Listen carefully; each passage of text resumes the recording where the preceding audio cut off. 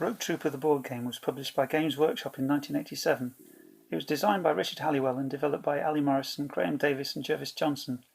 It was based on the 2000 AD comic strip of the same name and has artwork from the comic throughout the rulebook and cards. Each player controls a genetic infantryman who must complete missions across New Earth in order to gain clue cards, which will reveal the identity of the traitor responsible for a massacre where most of the genetic infantrymen were killed. The game then becomes a race to kill the traitor. Solitaire rules were published in White Dwarf magazine, and these give you a time limit in which to unmask and kill the traitor. Along your journey, you will also find companions and equipment to help you overcome hazards and enemies, and like in the cartoon strip, you can pick up the biochips of fallen GIs, who can give you extra abilities. In the solo game, the rogue cards are divided into 3 decks: the traitor deck, which affects the traitor's movement and combat, the end phase deck, which affects the outcome of your missions, and the main rogue deck. You draw a card from the rogue deck at the beginning of each turn. This might be an advantage or a disadvantage. The rogue deck also acts as the timer, so if the rogue deck runs out of cards before you've defeated the traitor, you've lost the game. First I need to find out if I have any biochips that are going to help me.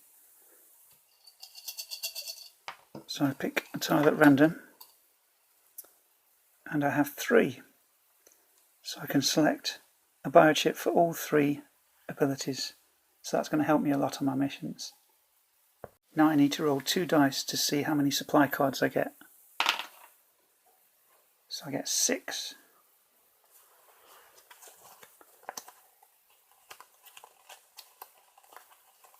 Okay. Now some of these will be special items and others will be ordinary ammunition. So I get 2 plasma grenades, so I move this up to 2. A mini nuke resistor, that's a special item, so I'll keep that to one side. 3 general purpose magazines. Anti-stammel gas, keep that to one side. 2 sets of micro mines. 2 seal bursters. And a Camu cape, which is another special item, so I'll keep that to one side. Now I need to discover which drop zone I start on. So I pick a chit at random, and it is drop zone 3, which is just here, so I start there. To choose my first mission. So I take a mission card. Not General in New Nuremberg. Now, New Nuremberg is not too far away. Something over here, so I will accept this mission. I could refuse it and take another mission, but then I would have to accept the second mission. Now, as I'm playing the solo rules, before I do anything else, I need to take a rogue card. Easy going. Move 1 extra sector, so I can move 2 sectors instead of 1. Not all of the rogue cards are advantages like that, so that was a bit lucky. I will go. I think I'll go here. Now, New Paris has an encounter rating of 1, and as I'm in a Souther city, I can the only encounters that will affect me will be Souther, Neutral, and Airborne Naught. So I take an encounter. That is Millifuzz. Evade or suffer imprisonment in the brig. You cannot fight them. Okay, I'm going to have to evade because this is a Souther encounter. In order to evade, I'm going to have to roll 1 die and roll higher than the initiative of 4 on the card. But I'm going to use my Camu cape and add 4 to the roll. But unfortunately that means I won't be able to move next turn. And I roll a 5. So I evade them, but because I use my Camo Cape, I can't move next turn. then enter the end phase of the turn, and as I'm in the south of the city, that means I can roll one die and get that many supply cards, which is a 1. So I get another 2 seal bursters, so I'll put them on my character sheet. I start the next turn by drawing another rogue card. Sister Sledge. Sister Sledge is a not agent. She poisons you and escapes. Miss a turn and lose a life. Discard the companion card. This card may only be played on a GI accompanied by Sister Sledge. As I'm not accompanied by Sister Sledge, that doesn't affect me.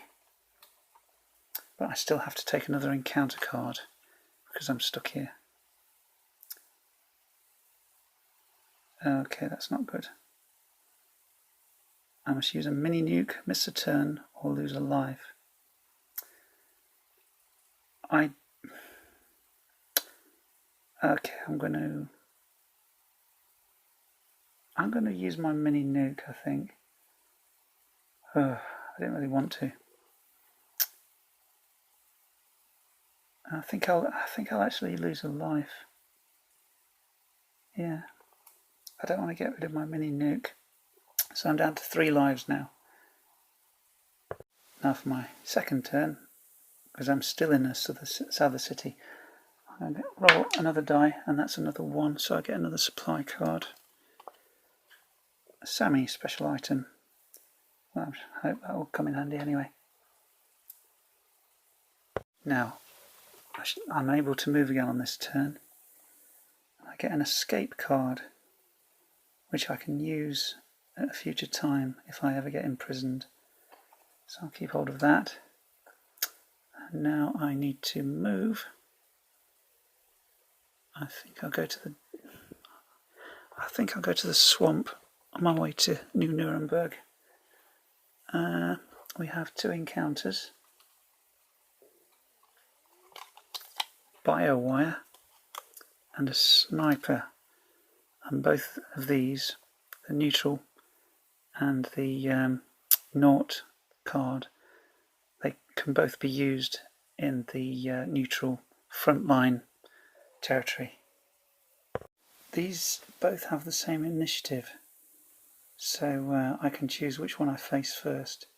So I'm going to choose to face the sniper, and I'm going to try and evade him, and I'm going to have to waste more time by using my camo cape again, so I'm going to miss another turn. So I'll deal with that first. So I roll 1 die and add 4, and I just managed to make a 6. So I managed to evade the sniper. That's something.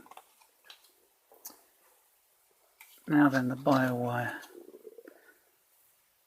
I think I'll use... Oh, good grief. I might have to use my mini nuke after all. I don't want to waste it though.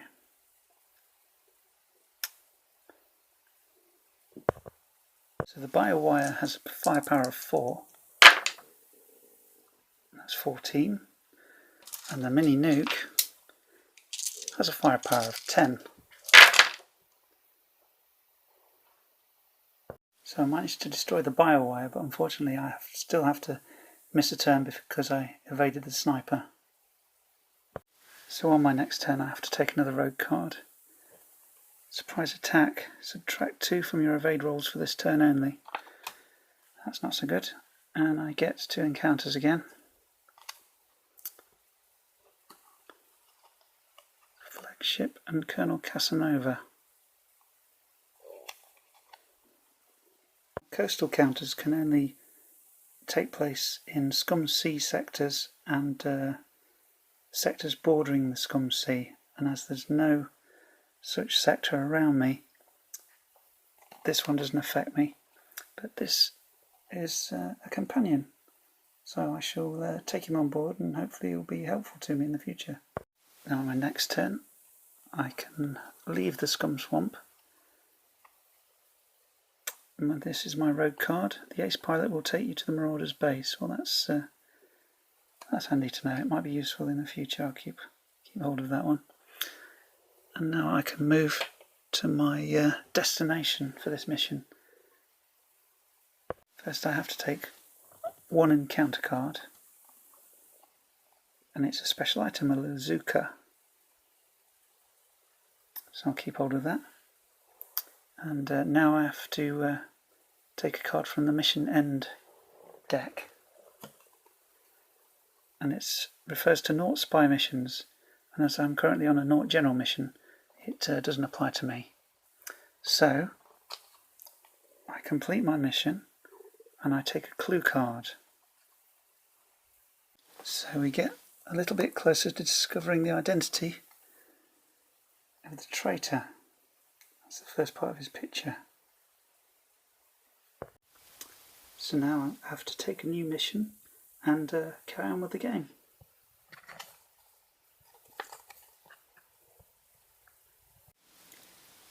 So sometime later we discovered that the game hasn't ended very well. I've got a lot more companions and some useful road cards to use, but unfortunately I came across a heat seeker in the mountains and it killed me.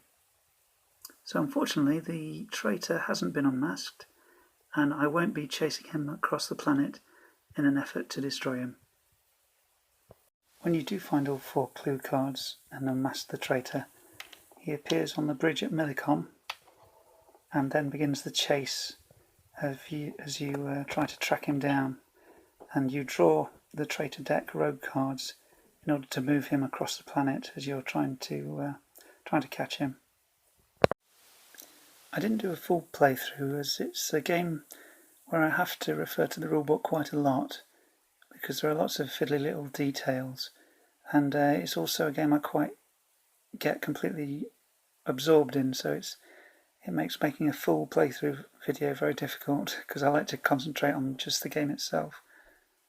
Anyway, I hope this video just gives you a little flavour of how some parts of the game work and what the components look like.